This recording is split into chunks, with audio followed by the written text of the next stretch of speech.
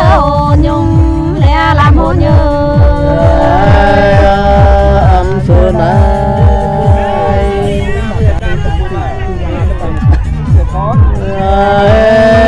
mà ca núi trăng thì ở phi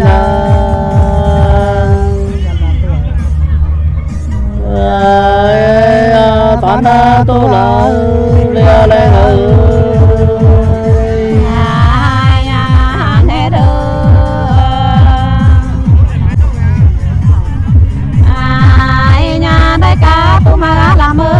chín cao ai nhàn bố đô kiên tài hăm lẽ kiên tài ơi anh xưa này mà cha đôi nước phía là phèn